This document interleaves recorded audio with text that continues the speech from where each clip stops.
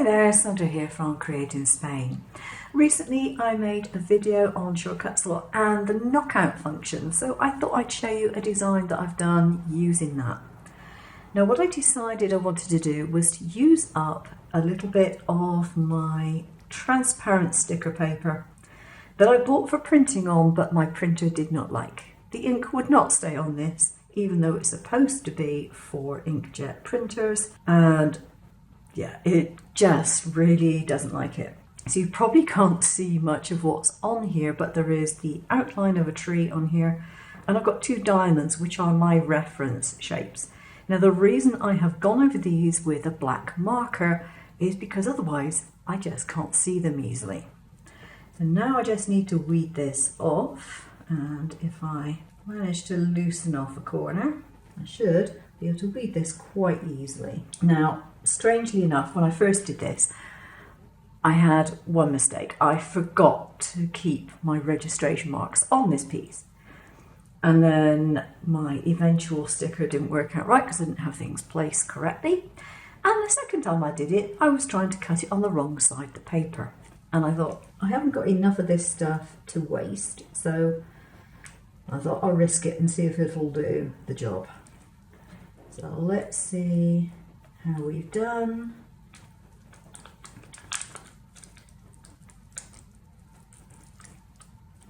All I've got to do is make sure I don't lift that square. There we go. So you can now see my squares as if they were coloured vinyl, which of course they were not.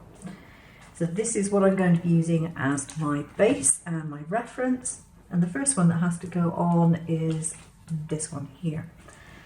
So I need to get that onto a piece of transfer tape. Now I don't buy special transfer tape, I just buy book binding or book covering plastic, I should say.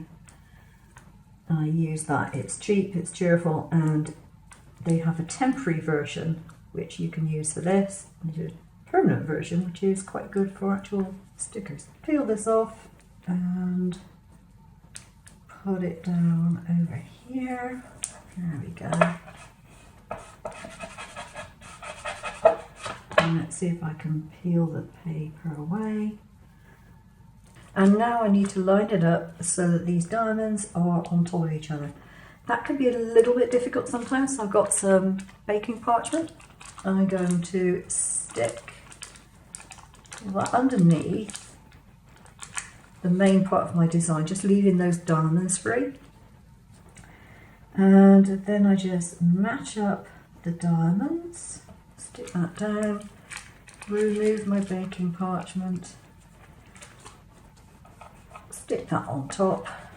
Now the diamonds are obviously not on my design area, they are outside of my cut lines.